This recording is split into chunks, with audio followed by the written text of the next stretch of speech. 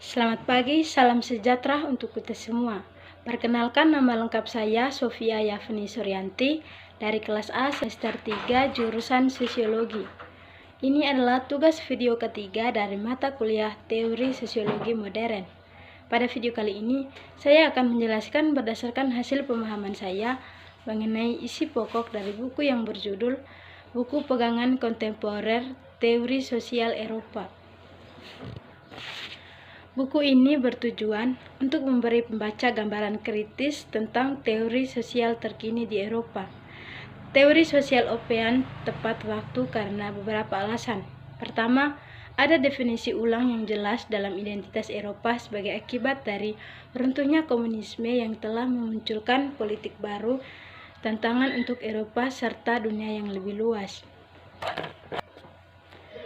Terkait hal ini, terjadi peningkatan pentingnya perkembangan potensial seperti yang berkaitan dengan ekspansi dan pertumbuhan pentingnya Uni Eropa dan proses globalisasi yang lebih luas. Artinya, itu sifat Eropa sangat berbeda dengan era negara nasional ketika klasik. Kemudian ketika teori sosial Eropa muncul, perubahan ini tidak dapat dihindari. Sifat Eropa akan berimplikasi pada teori sosial. Kedua, ada peningkatan signifikansi perkembangan pasca nasional di Eropa ilmu sosial yang mengarah pada peningkatan kesadaran orang Eropa serta yang lebih luas konteks internasional yang bertentangan dengan tradisi nasional. Pada saat ini, sebagian besar diungkapkan dalam kepentingan pemupukan silang tradisi nasional di Eropa. Kemudian yang ketiga, ada pertanyaan yang lebih luas tentang identitas teori sosial dalam konteks transformasi disiplin dalam ilmu sosial. Interpretasi baru dari klasik itu penurunan filsafat sebagai interpretasi menyeluruh dari ilmu-ilmu sosial. Selain faktor-faktor ini, tentu saja terdapat fakta yang jelas bahwa sekarang jumlahnya banyak berbagai jenis teori sosial di Eropa saat ini. Studi tentang bidang sosial teori sosial di Eropa kontemporer belum dilakukan. Salah satu ciri teori sosial kontemporer adalah keragaman pendekatan dan kehancuran dari teori yang dilihat Skinner pada tahun 1985. Orang Eropa teori sosial tidak dipersatukan oleh satu mazhab utama atau bahkan oleh satu ahli teori utama. Alasan ini, pendekatan yang diadopsi oleh sebagian besar kontributor volume ini menekankan penyelam kesadaran dan pemupukan silang tradisi nasional dan intelektual dan mazhab pemikiran daripada berkonsentrasi pada ahli teori kunci. Sementara teori sosial Eropa kontemporer tidak bisa lepas dari bayang-bayang teori sosial klasik. Terdapat perbedaan yang signifikan dari warisan klasik. Teori sosial memiliki arti yang berbeda bagi orang yang berbeda, tetapi istilahnya Amerika Anglo dan tidak mudah diterjemahkan ke dalam tradisi Eropa. Istilah bahasa Inggris sering digunakan kecuali dalam tradisi tersebut, seperti tradisi Jerman, di mana terdapat warisan teori sosial yang berbeda, meskipun salah satu yang sebagian besar terbatas pada sosiologi. Teori sosial kontemporer dengan demikian dapat dilihat sebagai sebuah teori yang mencoba untuk memulai hubungan baru antara ilmu sosial dan manusia. Teori merupakan salah satu produk utama dari tradisi Eropa klasik dan menjadi landasan sebuah teori sosial interdisipliner yang sama sekali bukan bagian dari tradisi sosiologis. Pemahaman tentang istilah teori sosial sebagai bentuk keterlibatan intelektual kritis berkaitan dengan dimensi teoritis di semua ilmu sosial. Ini bisa disebut filosofi sosial kritis saat ini. Pengertian teori yang ditunjukkan dalam istilah ini adalah lebih dekat ke gagasan refleksi dan dengan demikian memerlukan tingkat filsafat dan interdisipliner. Tradisi teori kritis menawarkan sebuah pandangan tidak pasti ke masa depan, namun ia telah menetapkan beberapa perspektif utama tentang dunia sosial. Ada kemungkinan untuk berspekulasi bahwa Masa depan teori sosial Eropa akan berlanjut menarik dari teori kritis, tetapi pasti akan mengambil bentuk yang sangat berbeda. Kemudian, tentang tradisi disipliner. Pada saat yang sama, teori sosial saat ini mencoba untuk menahan atau mempromosikan penyebaran keahlian mereka. Mereka juga semakin disibukkan dengan menelusuri asal-usul dan strukturnya, menilai apa yang disebut penulis dasarnya, karya klasiknya, dan status kanoniknya. Meskipun dapat dikatakan bahwa kebutuhan fungsional berkembang karena dari kebutuhan untuk mengintegrasikan bidang wacana teoritis abadi kembali ke sumber pemikiran sosial, tidak selalu didorong oleh kepentingan pribadi profesional atau kebutuhan akan legitimasi ilmiah. Karena ahli teori tidak selalu setuju dengan penulis yang mana telah menjadi yang paling berpengaruh dan yang bekerja paling penting untuk diskus masing-masing, atau konsep pernyataan mana yang paling banyak dibaca, dihormati secara ritual atau secara rutin, disebutkan. Definisi dan batasan tradisi terus menjadi hal yang lumayan perselisihan, seperti yang ditunjukkan oleh Peter Baer. Tidaklah cukup untuk mengidentifikasi dan menjelaskan kuncinya tokoh dan konsep yang telah memberikan kontribusi pada pembentukan teori sosial, tanpa di waktu yang sama membahas jaringan intelektual, mode transmisi tekstual, dan proses inklusi dan eksklusi yang telah membuat teori menjadi disiplin yang dapat dikenali dan didefinisikan. Kemudian, pendiri klasik dan kanon dalam pembentukan teori sosial.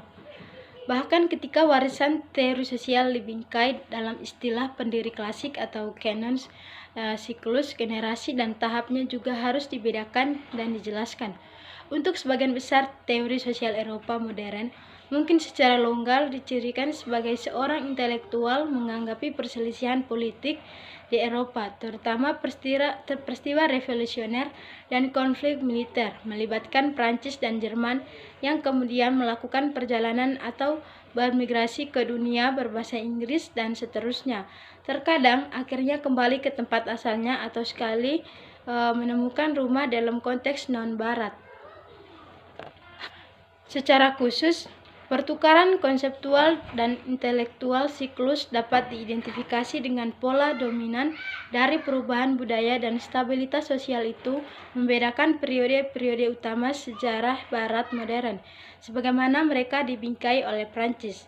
Di sini saya hanya bisa memberikan gambaran selektif dari beberapa tokoh kunci dan paling menarik ide dari masing-masing fase ini, sambil menekankan bagaimana mereka kontras dengan atau saling melengkapi satu sama lain dan menyoroti pentingnya teori sosial saat ini.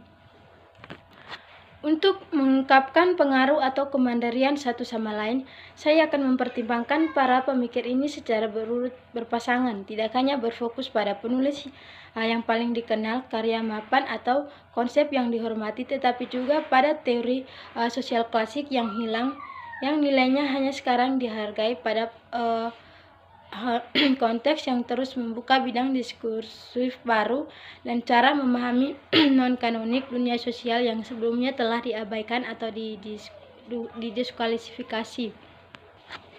Kehidupan teori sosial tidak dapat ditangkap dalam ringkasan kerangka ide-ide yang sudah mati, tetapi hanya sebagai proses dinamis dari inovasi dan perjuangan pelembagaan dan pembauran. Argumen saya dimulai dengan pengamatan bahwa teori sosial telah menjadi sentral usaha intelektual dalam ilmu sosial. Statusnya yang tepat, ilmu sosial, menjadi semakin tidak pasti dan perlu dinilai kembali. Di satu sisi, teori sosial punya memainkan peran sentral dalam perkembangan ilmu sosial dalam 20-30 terakhir. Di sisi lain, peran tepat teori dalam penelitian empiris menjadi semakin tidak pasti. Sampai saat ini, model deduktif, nonologis, dan alternatif realisnya merupakan cara berpikir yang dominan tentang hubungan antara teori dan penelitian empiris, tetapi keduanya sekarang telah terbukti bermasalah. Karena itu, penting untuk mempertimbangkan kembali status teori yang tepat dan untuk menilai kembali teori apa yang dapat dicapai dan untuk apa teori itu. Kemudian satu cara ke depan menurut pendapat saya adalah pengetahuan dalam hal minat kognitif dan untuk mengenali pentingnya pengetahuan sebagai minat kognitif. Teori sosial sebagai fasilitator dan katalisator sejak akhir tahun 1970-an. Peneliti di bidang ilmu sosial dan humaneria telah menunjukkan perkembangan minat dalam teori sosial. Teori sosial telah berhasil menduduki posisi intelektual, fasilitator, dan katalisator humaneria dalam ilmu sosial. Untuk saat ini, bagaimanapun, teori sosial adalah yang utama kendaraan di mana perdebatan intelektual terjadi. Seringkali, teori sosial bertindak seperti sistem saraf pusat. Perkembangan intelektual di dalam teori sosial mendahului dan mengatur agenda perdebatan dalam ilmu sosial. Kemudian, teori sosial dan ilmu sosial menurut Patrick Baird. Masalah ranah publik pada awalnya diperkenalkan dalam teori sosial, tetapi telah diterapkan di beberapa disiplin ilmu. Dan satu dari studi media dan studi gender terhadap sejarah. Mengingat pentingnya teori sosial saat ini, orang akan mengharapkan kejelasan tentang peran tepatnya ilmu sosial. Namun yang terjadi justru sebaliknya. Ada ketidakpastian yang tumbuh sebagai untuk apa teori sosial dan dapat atau harus mencapai, terutama dalam hubungan dengan berbagai sosial ilmu yang seharusnya dilayaninya. Dua pandangan khususnya tersebar luas hingga 2 dekade lalu, tetapi tidak dapat dipertahankan lagi. Pandangan pertama memahami teori dalam deduktif nomologis istilah sebagai satu set hukum dan kondisi awal dari masa hipotesis empiris dapat diturunkan. Pandangan kedua melihat teori dalam istilah representasional menyediakan bangunan konseptual blok untuk menangkap atau menggambarkan dunia empiris. Dua pandangan deduktif dan representasi tidak selalu eksklusif satu sama lain, dan beberapa penulis berlangganan kedua, namun mereka berbeda secara analitis. Pandangan deduktif nomologis memahami teori-teori ilmiah sebagai penjelasan, berusaha keras memperhitungkan dan memprediksi fenomena empiris. Penelitian empiris adalah perangkat pengujian seperti keputusan yudisial. Informasi bertanya kepada komunitas akademis tentang seberapa valid teori tersebut terbukti. Para ahli teori mencari fondasi yang tidak berubah dari teori yang merangkul semua kerangka atau ilmu sosial. Penelitian kemudian dipahami sebagai perangkat menangkap berbagai dimensi kehidupan sosial, karena nada realisnya model representasi mengasumsikan bahwa penelitian ilmiah adalah sebuah latihan pewahyuan mengungkap mekanisme atau kekuatan yang sampai sekarang tersembunyi. Penelitian adalah bagian yang sangat sukses jika berhasil memberikan penjelasan yang komprehensif tentang sosial, dengan menjelaskan fenomena makro dan mikro dan menunjukkan hubungan di antara keduanya.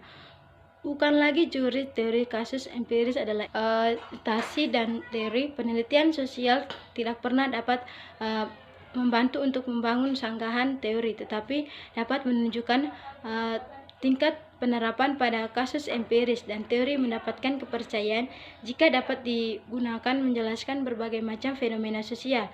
Teori ini berlaku untuk kasus tertentu jika fenomena empiris dapat dirumuskan ulang dalam istilah teori ilmu-ilmu sosial yang diwarisi dari filsafat politik. Merupakan pertanyaan yang paling mendasar.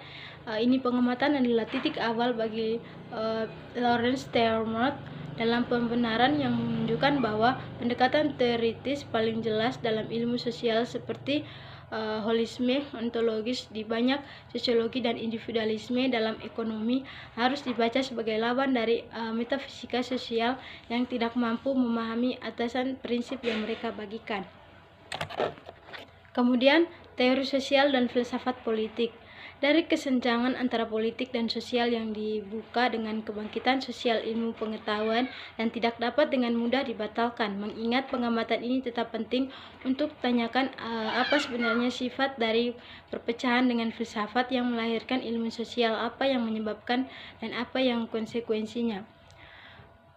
Jauh dari memberikan jawaban lengkap untuk semua pertanyaan ini, esai ini hanya akan mengklaim bahwa ini adalah pertanyaan penting untuk diajukan dan mungkin juga menunjukkan beberapa petunjuk jawaban yang dapat ditemukan untuk memahami sepenuhnya masalah yang dipertaruhkan dalam teori sosial kontemporer.